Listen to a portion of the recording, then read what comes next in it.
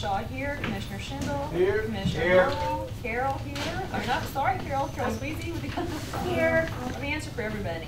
Okay, let's go ahead and go into the budget workshop, and this will include suggestions from Karnes County Financial Consultant Bob Henderson, and this is fiscal year 2012-2013. Where'd Bob go? Hey, welcome. Thank you for coming. Do you want to go ahead and let's go ahead and talk with you first? That way, if you have places you need to go and stuff you need to do, you don't need to be with us. Well, I would never rush off. Just, It doesn't work. Okay. But you have a good voice. I've never been shy about talking loud. For the record, my name is Robert Henderson. I'm a managing director with RBC Capital Markets, and I have, with one firm and the other, had the honor and the privilege of being the financial advisor to Karnes County since Judge Pierce, who is no longer in the room, was here, gosh, 25, 30 years ago. I'm here to address you really in more of a give and take type of conversation than a formal presentation. And I will tell you that that's not necessarily or at all Judge Shaw's first preference. She and I and Luana have been going back and forth on written presentations and written plans of finance, gosh, since March or April. If Judge Shaw has called me once, she's called me about 400 times, saying, you know, we need to talk about this and we need to talk about that. But as I'm sure would come to no surprise to anybody in the court, we are in totally uncharted waters here at Karnes County. I was just visiting with Commissioner Pete, who said, well, gosh, you're the expert, you've done this before, you know what to do, and I'm going to be very honest with you. I have been doing this for 30 years. I have closed over 2,500 bond transactions for something in the neighborhood of $30 billion in debt. I'm an old man and I've been doing this for a long time. But there is no precedent for what's happened in Karnes County. And that's really what I want to talk about. You guys have gone from a tax base of less than $500 million and a tax rate that for years had been very nearly the maximum tax rate allowed under the state constitution, which was 80 cents, to having your tax base go to $3.140 million in just 3 years. That's absolutely incredible. There's no precedent for that. Equally as important is the fact that your need for public infrastructure, because of the oil companies that are running trucks across these roads, has likewise gone through the roof. It's grown as fast as your tax base has. This county, like every other rural county in the state of Texas, has been building roads and maintaining roads with an expectation of these roads having anywhere from a 15 to a 25-year useful life. And you have been paying for them with the expectations that there would be let's say, a 20-year useful life on these roads. And now you're in a situation where your roads are being destroyed in a matter of months. You know, certainly in a matter of 2 or 3 years, roads that should have lasted 20 years are being destroyed in relative months. There's a lot of moving parts here. And as I was again just explaining to Pete, risk can be defined in a wide array of ways. I was a Boy Scout leader for many, many years with my son, and I would teach the personal management merit badge to those boys, and I would try to explain to those kids that non-decision is a decision. When you decide to do nothing, you've still made a decision and there's still consequences to that decision. The tax base at $3.1 billion would seem like a godsend, and in a lot of respects it is. But you also have to understand that oil and gas tax values are very, very volatile. You've gone from less than 500 million to 3.1 billion in 3 years, and it is almost certain that 5 years from now, your tax base is not going to be 3.1 billion anymore. I've represented school districts out in West Texas in particular, Ozona, Sonora, Crockett County, and this is before the days of fracking, where we would see a $600 or $700 million tax base increase 400 million in 1 year, drop 300 million the next year, go back up 200 million the year after that, then drop 300 million. Played heck with school finances because of the way the school finance system works in this state. There's a lag time, and when values go up, the school districts would have a windfall of cash, but when values fell, there would be a lag time from the Texas Education Agency, and they would get reduced state revenues even after their oil values have fallen. You don't have that problem here. But I'm just saying that volatility in the oil and gas values is nothing new, and I think the volatility that you're likely to experience here is going to be greater than what we've seen in the past. Now, again, you've got tremendously increased public infrastructure needs, primarily streets and roads and bridges. We also know that we've got a courthouse project over there that if we get matching monies from the historical commission, that we've got bonds already voted to pay the county's prospective match. We haven't voted enough bonds to redo the courthouse. We've only voted enough bonds that if the historical commission gives their match, we've got enough to complete the project. The $3 million that's been voted for road materials is absolutely necessary and is a good start. It's not going to be enough. We're talking about conducting a bond election to finance a jail. With all the increased economic activity, there's increased social activity. And increased social activity means increased need for law enforcement and incarceration facilities. The question becomes, how do you pay for all of this stuff? I am a guy who has made his living assisting counties and schools and cities issuing debt. But I'm never a guy that has been one to say debt is the first answer. I'm a very conservative fellow, and I think that debt, while a necessary part of the plan, is certainly not the only part of the plan. Your tax base tripling just from last year. Last year was $1 billion, now it's $3.1 billion. Is going to cause your tax rate, which had previously, as I indicated, been near the constitutional limit of 80 cents for many years. It had fallen to 30 cents. Now it's looking like it's going to be, what, 12, 13? 23. Oh, the effective is as high as 23. Great. I like that. Surprised. Because it's new values, right? What I would say to the county is that you ought to very, very, very seriously consider adopting a tax rate that is above your effective tax rate. Even if your effective tax rate is 23 cents, you still need to adopt one, in my opinion, that's above 23 cents. Because you want to be able to pay for the infrastructure that you have to have out as much out of cash as you possibly can, because if we issue debt to fix these roads,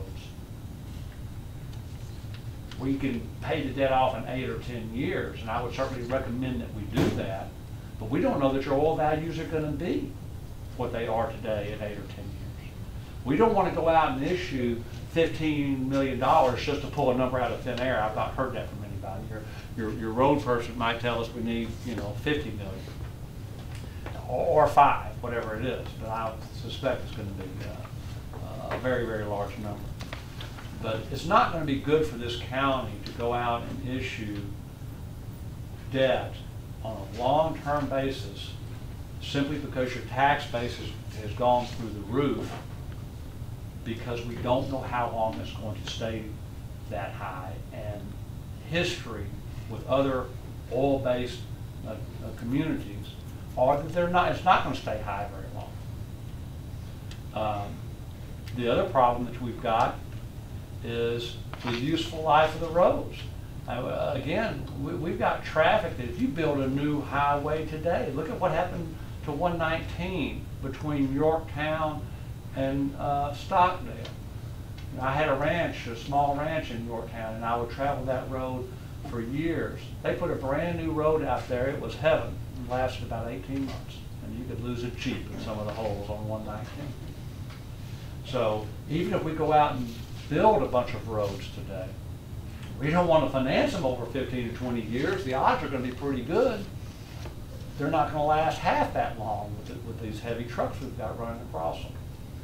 So I would say, first and foremost, let's adopt a tax rate that is above your effective tax rate. Let's generate the money that we need to pay for roads, as many of them as we can, on a pay-as-you-go basis.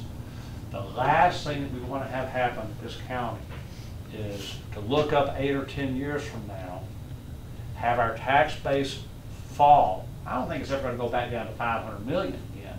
I think, you know, we'll be at $1 billion, you know, maybe $1.3 billion. I don't know. I don't think you're going to be at 3.1 billion. The last thing we want to do is wake up 8 or 10 years down the road, have our tax base have fallen in half again, and you have all this debt that's going to cause your tax rate to go back up through the roof, you know, back up to the 80 cents. Having said that, I would tell you that the good news is that your situation with respect to the ability to access the capital markets has obviously improved dramatically. So when we sold their 2007 certificates of obligation for $3 million, we had to go and do what we call a story bond. We had to go to a number of different private placement institutions and say, look, Karnes County is unrated. Their tax rate is so high that we're not going to be able to get an investment grade bond rating, but here's why Karnes County is an acceptable risk. That has changed.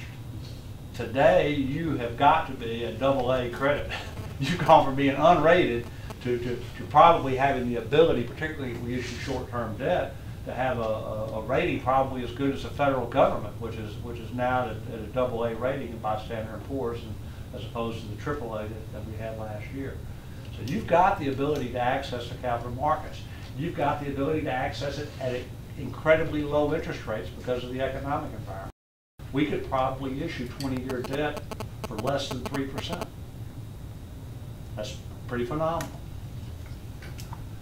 Would hate to see you issue 20-year debt for roads. Courthouse, it's a relatively minor amount of money. Even the jail, if the Commissioner's Court decides to conduct a jail election and it passes, the jail is not an unreasonable amount of money given where we can anticipate the tax base of the county to be for the intermediate future. So, you know, we can talk about a 15, 20-year debt issue for the jail. What I'm really concerned about are you know, the talk that we've heard about having to issue debt for roads, how much debt might be involved, how long we might need to take the debt out, what the useful life of those roads will likely be, because I don't think you're going to get 20 years. I'm not an engineer, but I don't think you're going to get 20 years out of your roads. They didn't get 20 months out of 119. There are a variety of other capital improvements that the judge and Commissioner Pete and I have talked about, for the elevator in the annex, for a variety of projects here and there. I hate to, the last thing I want to do is sound nonchalant about debt, but the reality is that when you add all of those things up together, they don't amount to a couple $1 million. And while that would have been a big number for this county 3 or 4 years ago, with a tax base of $3.1 billion, a couple $1 million is not much money. If you want to go out and approve those, you're talking about less, you know, well less than 1 penny on the tax rate. You know, I calculated this morning as I was preparing for the meeting. You've got, the only debt the county has outstanding right now is that 2007 transaction. Your debt on that is $270,000 per year. Your final payment on that is about 15 years out still in 2027. But $270,000 a year, which in today's market would fund a $4 million bond issue, is only 3/4 of 1 penny. against 3.1 billion, as opposed to it being 20-something cents, 5 years ago when that debt was first issued. So I know I've said a lot of things very quickly. I guess to recap or summarize, what I would say is you're in uncharted territory. And you've got a tax base that likely will not be where it's at for very long in the grander scheme of things. Keep your tax rate as quite frankly, as appropriate as possible. Look at the fact that most of the counties in the state of Texas have tax rates of between 30 and 40 cents. Understand that most of those taxes are going to be paid by the oil companies who, under current circumstances, are obviously the ones destroying our roads here, right, and aren't paying any kind of special fees. I know there's options to do that, but aren't paying any extra money to compensate the citizenry. The average homeowner in this county is paying a tax that's almost 1/3 of what they were paying just 3 years ago, so they've got to be happy, I would presume. I don't live here, but I would presume that they've got to feel benefited by your tax base falling from 80 cents to 30 cents.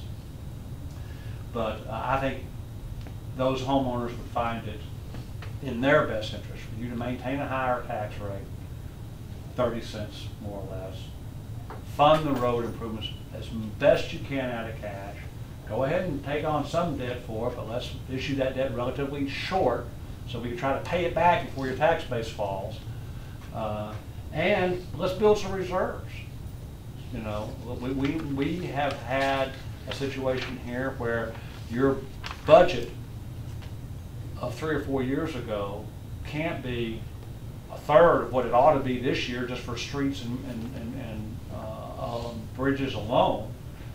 So we need to be thinking about reserves that are 3 times what they were 2 or 3 years ago. We want to be in a position that you've got the money to maintain your roads even if your tax base drops. So there it is.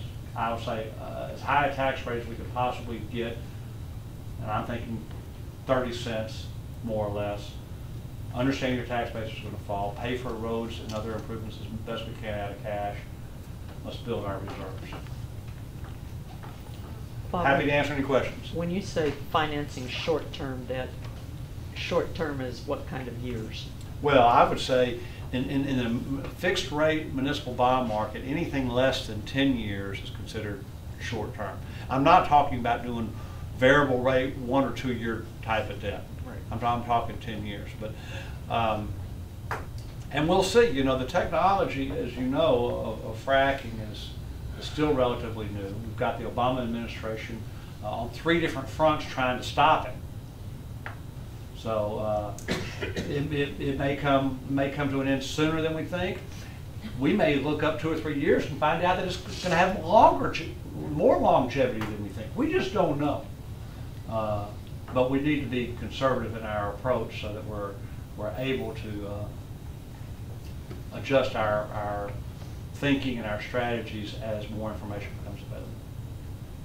Mr. Henderson, I don't want to ask you this. Yes, ma'am. What is your opinion of tax abatements? We're getting a lot of companies in here, and they're not lowering their prices, but they're getting a tax abatement. What's your opinion about giving people tax abatements? As a general rule, I'm not opposed to moderate tax abatement for companies that provide long-term employment. For example, Victoria County gave some tax abatements for Caterpillar, who's going to employ, 600 people from now on. Calhoun County gave some significant tax abatements to Formosa Plastics when they came in. They created 2,000 jobs. I'm less enamored with tax abatements for modest amounts of employment for an indeterminate period of time. If that answers your question. Ladies and gentlemen, I'm going to have to excuse myself. Mr. Henderson, along those lines of tax abatements, it's been my belief, my understanding that some of these companies will shop 4 or 5 counties for the certain tax abatement. Right. And, you know, one doesn't give it and the other one of the 4 or the 5 is, and a lot of times the location is just maybe a half a mile from this county line. Right. Separating these counties. So a lot of times, you know, either you give them a moderate tax abatement or you lose the deal. Well, that's true. We have seen counties and cities work at cross purposes by competing with tax abatements. I would say this though. In my personal opinion, Karnes County probably doesn't need to spend a lot of time and energy chasing transactions that require tax abatement. And I say that because your sales tax revenues are way up, your everyone property tax base is way up, and there's going to be some volatility again in those values, and you have to ask yourself how much real added value are you going to get from those companies that are requesting tax abatement. The real values, I think, are in the minerals, not the bricks and mortar that they're asking tax abatements for.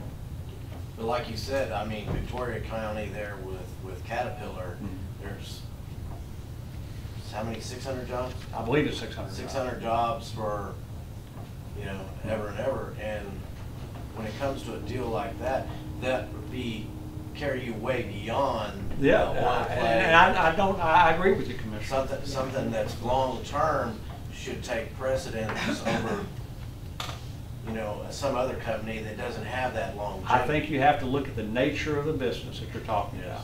If it's a long-term fixed kind of business like a Caterpillar or a Formosa, that's one thing. If it's a pipe manufacturer, or if someone's building a fracking sand facility, that's probably something different. Exactly right. I just wanted to make that point that it ought to be on a per abatement basis and really be looked at for longevity Yes. and employment, you know, and things of that nature.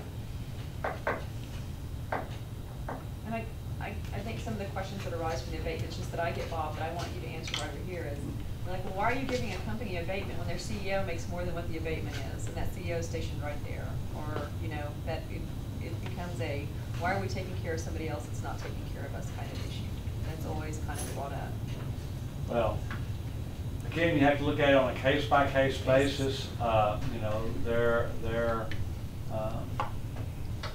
reality, and the Commissioner's right, is that no matter how much the CEO makes or how much the field people work, if you've got 5 or 6 counties in the immediate area that are beating each other up, you know, offering tax abatements, you have to consider that. I will tell you that I have the honor and the privilege of representing a number of counties: Wilson County, Goliad County, Victoria County, Karnes County. Don't represent DeWitt County, but I represent a lot of them. I tell them all the same thing. I've been saying it long before fracking sands ever came in. You know, I represented Calhoun County and said, look, let's don't give the farm away.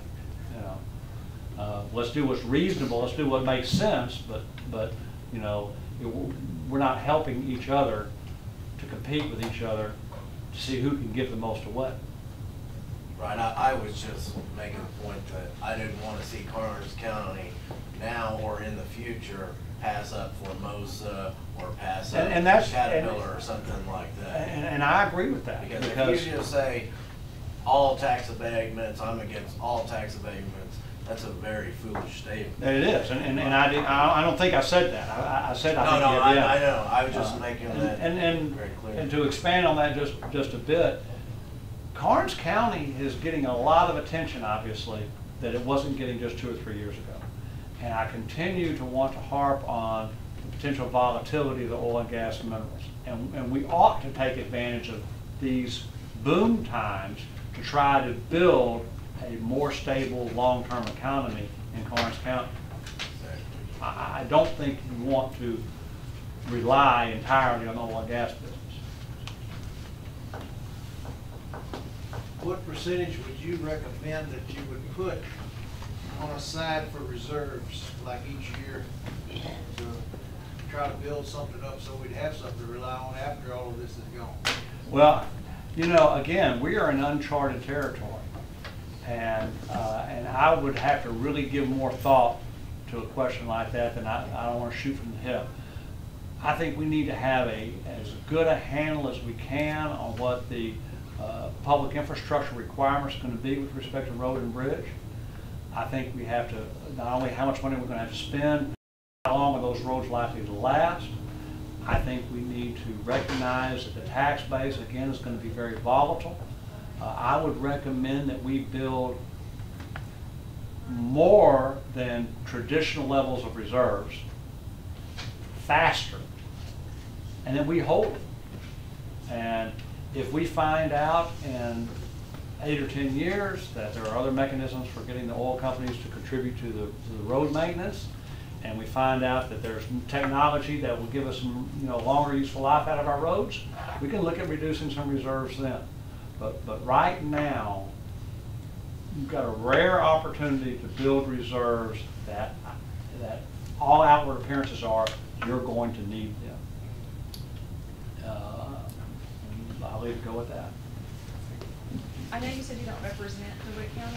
I Right. have a paper I'd like to share with you before you. Naismith Engineering, Jeff, that's one of the companies I think that you had talked to, right? Is it the same one? I think Mr. Underwood?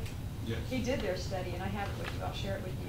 I think right now they're saying that they're looking to repair roads, we're looking at, because we're trying to figure out how to, all of us in the Eagle Ford Shale are trying to get together to figure out, everything goes to the state. Nobody understands the county, we get limited amounts of, Right. very minimal amounts of what the state gives. And I think they have looked at their infrastructure and repairing roads, something along the lines of $133 million through that engineering study. Just DeWitt County alone. Yes, sir. And I have that for you. I have a press release I'll share with you. That's a lot of coin. That's, even with the $3.1 billion tax base, $130 million is a lot of money. And they don't have as much territory as we do. And I can get it. If that figure's wrong, I apologize. You know what, Dorsey, I'll give you that too. It's 300 miles, it's about 300 miles. I can't remember, but for some reason, why is that number sticking in my head? But I meant to make y'all a copy and I forgot. Sad part is, that's just to repair, that's not to improve. Right. Right. And if this county were to adopt a budget this year, and this is a budget hearing, if this county were to adopt a budget this year and say, okay, we're going to increase our road and bridge budget $5 million, an increase of $5 million, that sounds astronomical to the average taxpayer. $5 million. Not to the ones that live on the county roads. Yeah. $5 million against a potential $130 million tab. At that rate, it'd take you 20 years, to pay, which you would normally, in the old days, you'd go out and issue bonds for 20 years. I wouldn't, even with the $3.1 billion tax base, I wouldn't stand up and tell this county to issue a third of $130 million on 20 years, because I don't know if your tax base is going to be there long enough to pay the bonds off in 20 years.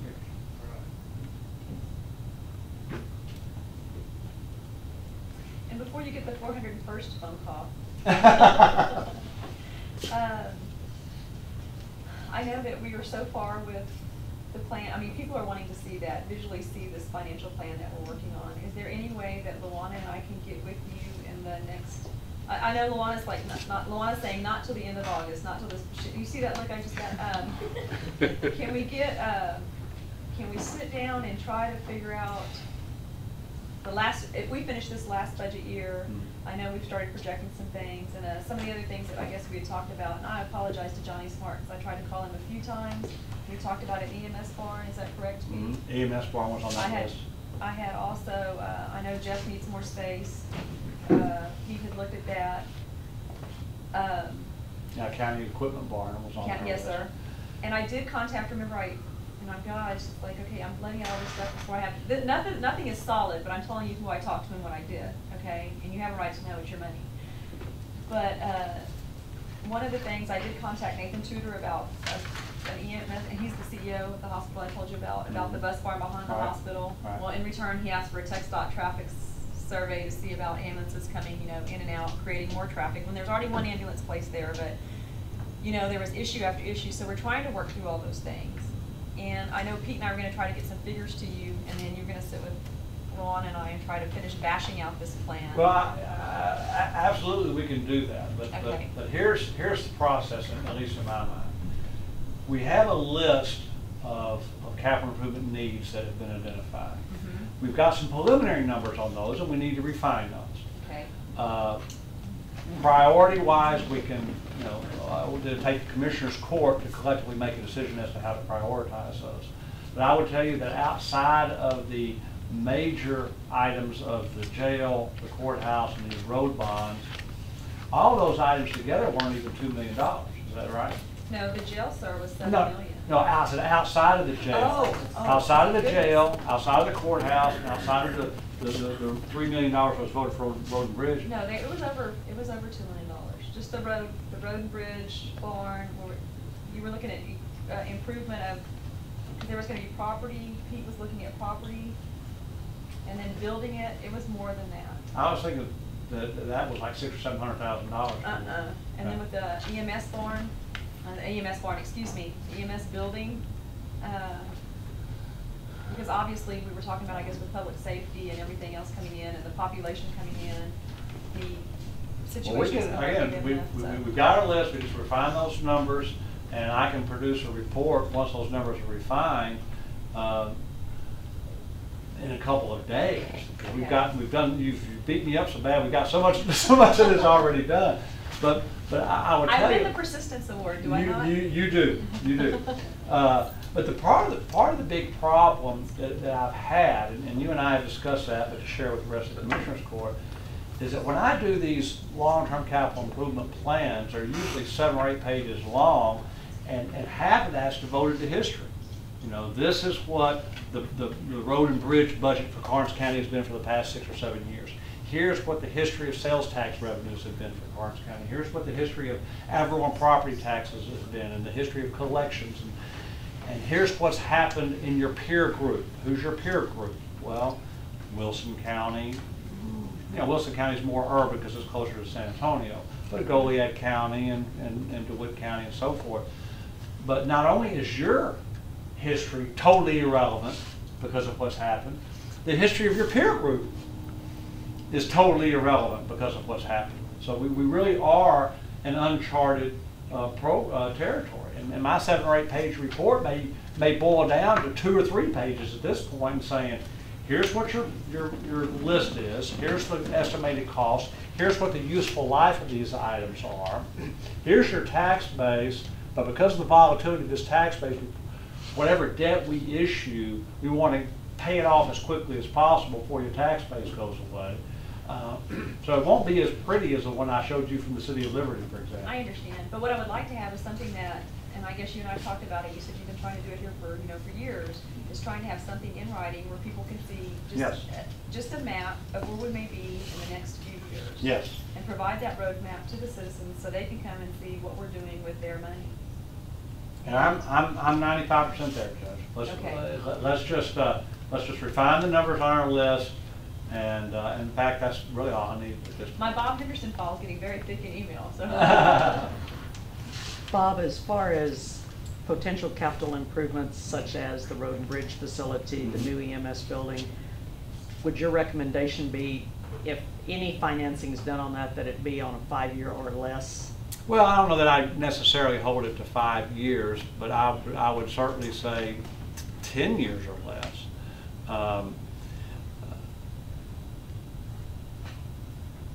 It depends on the gross dollar involved.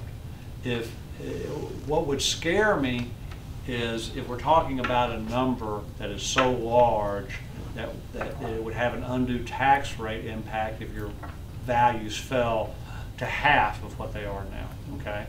But half of what you are now is still 3 times what you were 3 years ago in terms of tax base. So there is a point where the number gets so large, I'm going to start getting shorter, okay?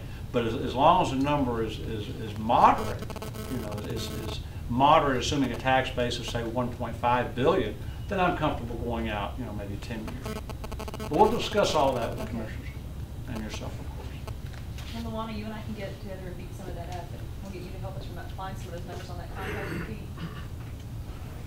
On the road and bridge barn or whatever it might cost. Well, I will say this, you know, I put estimate numbers in there, what it should cost, not adding a little bit to it, but in today's market, they'll have to increase more than what I put on there, because I've been able to get the contractor to do some things at a reasonable price, but I realize it's gonna increase, and it'll probably be higher than what I put on that. Because that's been about, what, 6 weeks ago that I gave. Well, I've got the list with the preliminary numbers. We have, and we'll sit up and we'll look at some of those numbers and try to get something figured out, guesstimation. I mean, that's the best we can do. Well, and we know, of course, that we're not going to try to issue debt before September 30th of this year. No, we're going to finish the budget. And that's why I would say again that, you know, you've got a unique opportunity, and not you as a government. I'm talking about the citizens of Karnes County has got a unique opportunity with your tax base having tripled to pay for a lot of things that you've needed for a long time out of cash by simply adopting a tax rate that is greater than the effective tax rate, that the majority of which is going to be paid by the oil companies. And then do this quick math. I mean, think about this. 3 years ago, your tax base was less than $400 million. Out of that $400 million, out of that less than $500 million is what I was meant to say. It was in the $400 million, $450-something million range. It was less than $500 million. Out of that, probably only a half, I'd have to check the numbers, but probably only a half of that were single-family homes, right? So, you know, we've got ranches that got ag exemption, and we've got you know, some commercial and properties, uranium facilities. But even though your tax base, or I should say your tax base has gone from, let's say, 450 million with a couple of $100 million worth of people's resident homes, now it's, which was 50% of your tax base, to now the citizens of Karnes County now only represent not even 10% of the tax base. You know, the average homeowner in Karnes County is probably not paying one dime out of every dollar that gets paid in property taxes. And this is an opportunity for those people then to benefit from this growth by having some public infrastructure that's desperately needed to be, quite frankly, funded by the oil and gas values. Bob, a while ago, just to clarify, you said we plan on issuing no debt before September 30th. That doesn't include the bridge debt that's already been approved, or is that not the? No, we're not issuing that debt. It's important to understand that there's a difference between the election having passed right. and the Commissioner's Court actually having passed an order authorizing the issuance of the debt. In my understanding, and correct me if I'm wrong, we're not making any effort to sell any debt before September 30th. You had indicated the other day, Judge, and I don't want to put words in your mouth, I'm just clarifying that you were going to make some improvements to the courthouse and start with the road and bridge work out of cash on hand, and then we were going to sell bonds after the jail election in one transaction. That's what you and I had talked about, right. And then Luana had, I guess, emailed you something, and I think that you guys had talked back and forth, but we were saying for the benefit of the county, it might be better for us to hold off. I think that was a conversation you and I had until after we saw. It would be, the county would save costs of issuance, legal fees and my fees and other fees if we did one transaction rather than multiple transactions. And you've got fund balances to do that. So we're not anticipating any debt issuances at all between now and the time you set your tax rate. We would probably vote the bonds for the jail in November. If it passes, we'll sell debt in January. If it doesn't pass, we'll go forward with the courthouse restoration work and the road and bridge stuff. We could go forward with that in late November or December if the jail election And just for fails. clarification, for anybody that's listening, Tom Collins, our bond counsel, and he did some language for that to be on the 814 agenda. So that will be to determine how. Right. Any other questions? Any other discussion? Anything else on your mind? This is a workshop, not a regular council, court meeting, so we can just ad lib and talk about whatever's on your mind.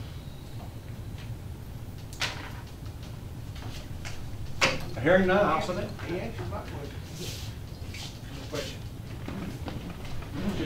Long-term, right now, I have not seen a plan put forth by the Commission's Court for the long-term economic development of this county. My question is, should the Economic Development Council or Corporation, or his representative, Mr. Kroll, be here participating in these discussions, especially for the long-term economic outcome for the county? Well, economic development activities are always very important, but they are separate from capital improvement plans. You know, unless you're talking about issuing debt for an industrial park or something like that, they would be separate. But I think it's always good to have more people in the room with varied interest.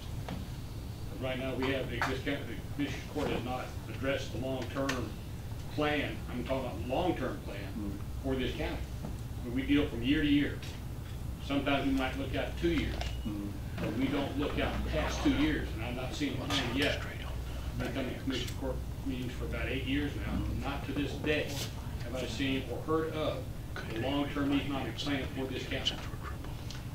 And I don't doubt that. I would also say that I represent about 100 governmental entities in Central and South Texas, and I think that statement is probably true for 99 of them. And it's not proper, especially in our economic climate right now. Yes, but the other thing that I would say is that you have to understand, you know, the limitations that entities have. It's frankly, it's easy to talk about economic development. It's radically difficult to actually do something. And I understand that. We apparently don't seem to have the ability to even get into the conversation. Well, I'll leave that to the I think that's what you and I have been working on with Mr. Luana. You said it's smart. Have we not been working on trying to get together? Well, again, I would make the distinction between long-term capital improvement planning, which is what we've been talking about Right, that's earnestly, what we're doing. and economic development. I assume when the gentleman talks about economic development that you're talking about trying to attract new businesses with new jobs and Capital investment for this county. well, those are, again, those Yeah, are two those different are things. things. Capital investment for the county and trying to develop businesses and jobs are two different things. Well, We have been working diligently. I'll agree to disagree. You know, we've been working diligently on long-term capital improvement plans.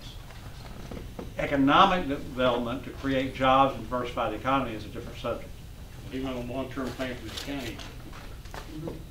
I think what he's getting at is a long-term plan is where do you see Karnes County in 10 years and 15 Right. and 20 years? Are you gonna have a new jail? Are you gonna have a new EMS facility? Are you gonna have a new road? Well, we're doing You that. know, with That's Karnes. exactly what I we're think- doing. That's That exactly is what we're exactly what we're doing. But I would say that's a long-term capital improvement and finance plan. It's not an economic development plan. Well, even a long-term capital improvement plan for this county, it has now been, I think, when we approved the $3 million for the roads, it was passed by bond election on the last election in the county. To this day, I mean, I live in the county, and most of the money that's generated by the Eagle Ford Shale is from people, landowners who live in the rural county. As you are aware on County Road 119, where you have your place, I don't care about the neighborhood watch. What I do care about is a decent road to get to my ranch Right. and get out of my ranch when I need to. My road has deteriorated significantly since the Eagle Ford Shale, as have most people in the county. Sure. Bottom line is, the people in the county, in the rural county, have received almost zero benefit. At the same time, Tracy Shendel has introduced and was passed contracts which have a potential of bringing in approximately $20 million a year to the county for road and bridge. I'm not familiar with that. I'd be interested to visit with the commissioner about that. That was approved, I believe, at the last commission court. Well, one of the things is, Mr. Henderson, we passed the reimbursement resolutions. Yes. So the money's there to use, so I don't. Right. And I think that we're all in agreement here. I think it's just an issue of vernacular. What is not published, nor is it advertised, is a long-term plan and give some at least some approximate date certain of when things are going to occur for the people that live in this county. Yeah, that's Right now, what we've been, conversation. yeah, that's what we've been working on. I'm sorry, I just misunderstood your question. When you said economic development, I'm thinking you're looking to create industrial parks, you're trying to get jobs. Separate definition, I Yeah. was just talking about the county. The capital improvement program, the judge and I and Luana have been working very diligently on since April. March even. We are 95% done with it. By the time we've refined the numbers on some of these projects, we will have a definitive written plan in place. In the interim, the court has already passed a reimbursement resolution, so that the money for the road expenditures are ongoing now. And the courthouse, Mr. Henderson. And the courthouse. Yes, we've done money, so we can allow progress to the courthouse. So work is progressing on both physical improvements as well as the plan. Mr. Henderson, the question was raised, where is she, right? Is it a possibility to refinance the certificates of obligation from 2007 or prepay them? I'm trying to give you a short answer. Here's the answer. You've got 4.45% interest rate on those bonds. They were issued in 2007. They cannot be called before February of 2017. So we've got 5 more years before we can actually pay those bonds off.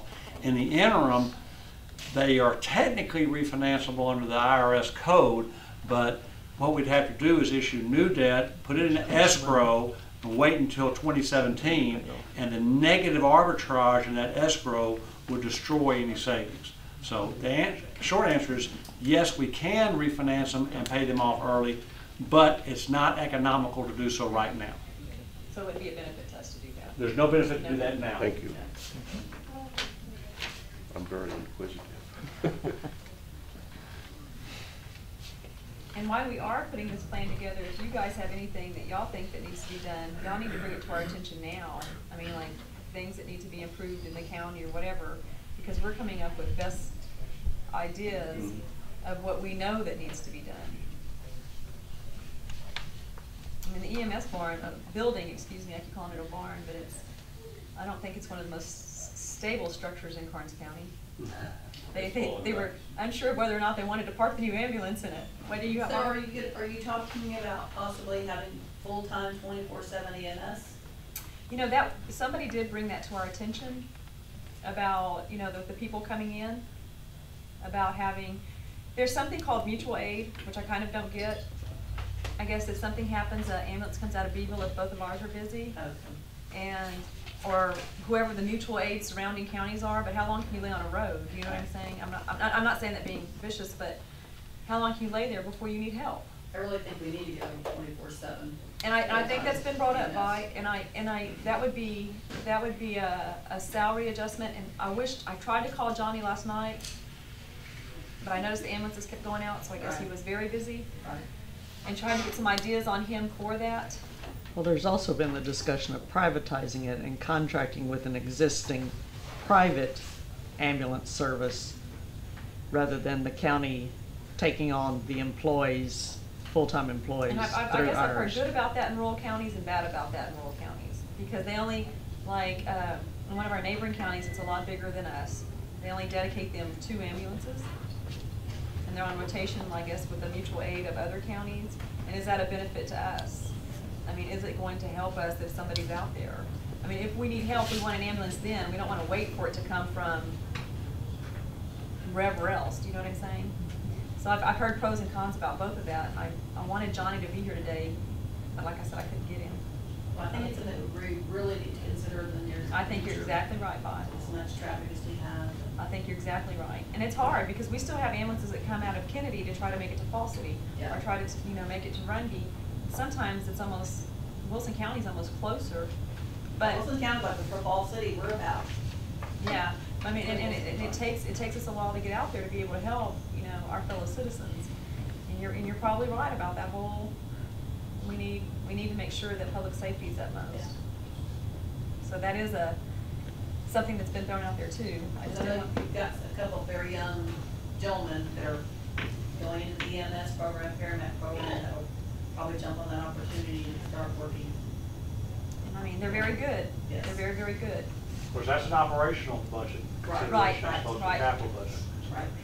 But If we're gonna do something with the EMS form, we might as well do it right the first time and build it like we need it to build for the future, long term. You know, if you're gonna talk about full-time EMS, you're gonna improve the barn now, improve it so in 5 years when we just, or 2 years, we decide, well, we need 24/7, we need a bunkhouse, whatever for them. Let's do it now. Do it right the and that's what first they time. explained to me, that they need a little bunkhouse and a little kitchen Instead of and. adding on in a couple of years. Just do it. Yes, and instead of making it just for 2 ambulances, let's make it for 4. Right. Because And a helo pad. But Well, we Hospital has it. yeah, we have, it's definitely, if we were fortunate enough to be able to get behind the hospital, they have that pad right out front. And you know what, that dirt thing will land anywhere. If you've been on our roads lately, you know it just lands right there and picks you up. Yes, ma'am. Does the county own some property behind the, because I just know because of the shooting range, but isn't that really real close behind the hospital to where, does the county own any of that land back there? The hospital, I think, what we were talking about, Cheryl, is what I had talked to Nathan about, was hospital owned. Oh.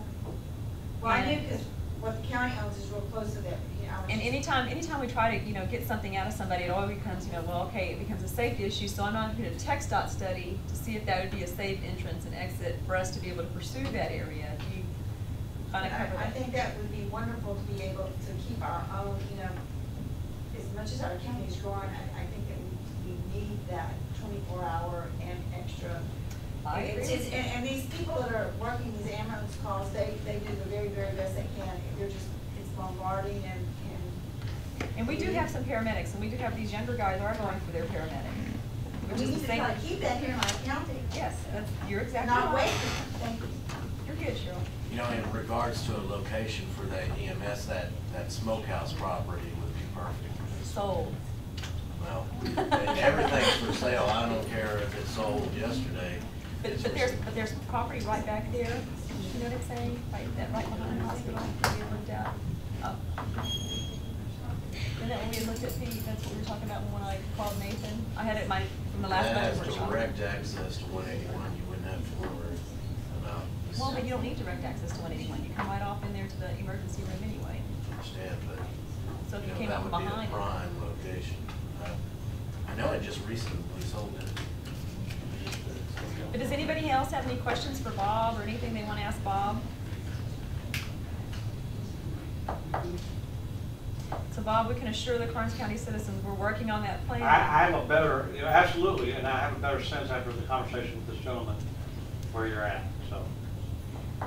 And also, with regards to EDC, they do have a board and they do have a director and he answers to that board. So we don't have really any interjection in that. But there is some infrastructure improvements that they can fund through the EDC that we could talk to them about. Well, yes, and because we actually supplement them. Right. Do we not, Luana? How much do we give them a year? 22,000 right now. To take care of that. I'm talking about their sales, when you say the EDC, I assume that's a 4B corporations collecting sales tax revenues? And now Kennedy has a 4B corporation. They partially fund the EDC also.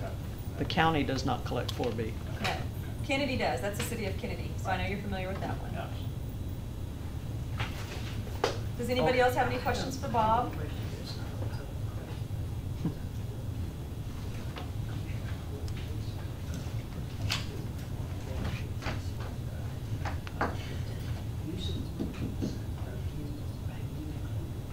No, I'm not.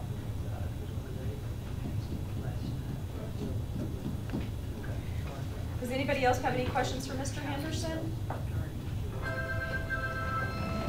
Well, Bob, you know I'll be calling you. Yes, ma'am. Without a doubt. And she'll be emailing me. Yes, we're good at that. I like it in writing. Thanks, Bob. Thank you. Can we recess for about 5 minutes and move around and go to the bathroom?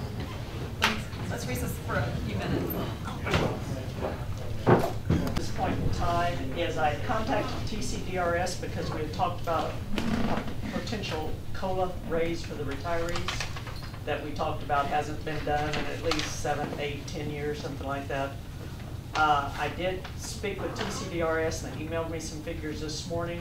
our current proposed rate for the county's contribution for employees for starting January of 2013 is 13.21% of wages. So on an average $30,000 salary, that would mean the county would contribute $3,963 per employee for the retirement system for a full calendar year.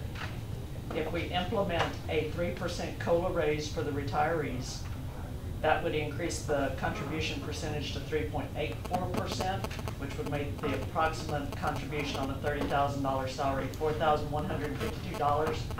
We're talking about $186 a year increase per employee for the county's contributions. Based on an average of 90 county employees, we'd be looking at $16,740 to afford the retirees from the county a 3% COLA increase.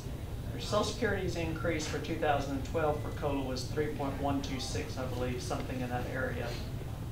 You've got to remember we have a lot of older residents in Karnes County. Several are somehow tied as county retirees.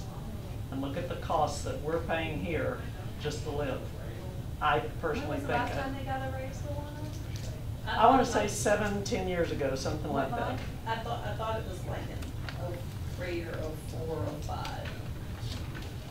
So that would be 7 to 10 years ago. Yeah. I just think it's a nice, equitable thing for the court to consider for the retirees of the county. As far as other things, I've given y'all some extra copies of additional information I had received in since our last budget workshop. I believe we have one scheduled for, I didn't give you copies because most of it you had already, that we received duplicates. You receive a copy and I did. Is scheduled after court on Tuesday, the 14th. I really would like to sit down at that time and start with department by department, and at that point y'all say, okay, we'll consider this part of their request but not this part, so then I can try and firm up some numbers so we see where we are. I'll be ready. I done got it figured out. Okay. What I'm looking. Good. I don't know about the rest of it. Well, that's what it will be for. Everybody bring in their suggestions, then the court can decide. Nothing will be set in stone until we adopt on August 31st, but I have to have something to be able to start getting true numbers together Something to go by. to make sure that when we have a tax rate, that we can fund whatever's proposed. Right. Who is your retirement fund invested with? TCDRS is our actuary and our management for the fund. And we have consistently had over an 8% return in our fund, so they're doing a real good job. I wanted to make sure it wasn't Enron. No. It's not the federal government either, not Social Security. Does anybody else have anything they want to contribute right now? Do they have any, y'all have any questions that y'all would maybe like to throw out that maybe I could answer as far as anything? Everything's pretty self-explanatory. I did get one more, Luana. Did I forward you that from Child Advocacy, from the Collie House? Yes, I did that yesterday. And I think that's the only one I've gotten, the new one, and that was over a Child Advocacy Center for rape crisis, sexual abuse crisis. The ones that came and made the Yes, ma'am. presentation not too long ago. And what I did was I showed you what everybody else was contributing if they were actually going to service our area. Those were some relatively low numbers, so I wonder, I'm kind of confused about what's going on They there. must get a lot of other outside. And then did I forward you the food bank? I believe I did, that menu of programs. And Emma has been calling about MHMR. I think I stuck that back, I think I brought it back to you, if you remember. I have that, Okay. but of course, nothing can be done there until, As long as you have them, I want to make sure I shared them. in fact, she copied me on them. You know, I don't pay any attention. I look through the C numbers and it says budget and I automatically make you a copy.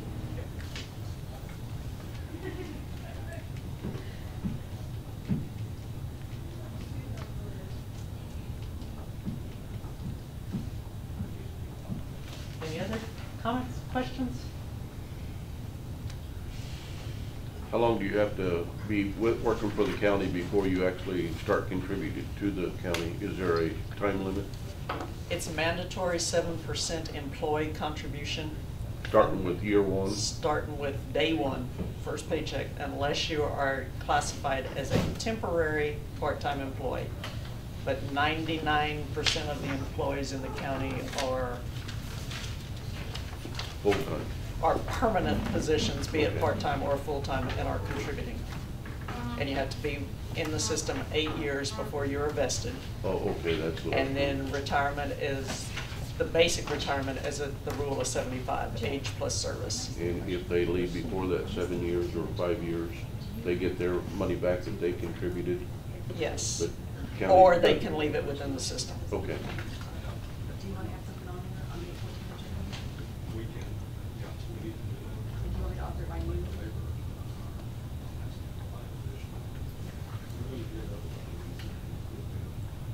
Do you want me to put that on here? All right, I will do that. Okay. Just to make sure before budget year comes up. I mean, before the next budget workshop comes up. Okay, thank you, Joe. What this is, consists of.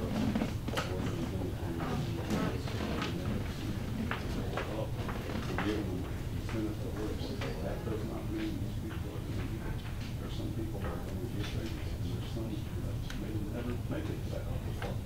But we wanna, Sometimes we want to discuss this with you based on how the budget and these evaluations might go. without evaluation,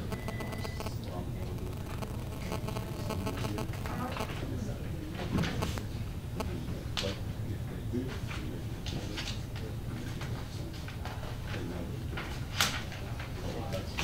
I want to talk to you about the potential step on how to implement this schedule. All these positions that has.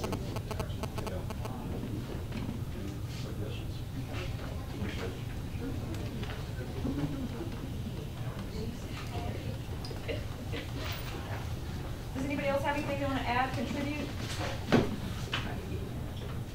The next item on the agenda is to adjourn. Motion to adjourn? All in favor, say aye. Any opposition? No opposition. Motion carried. The meeting is adjourned. See you next time.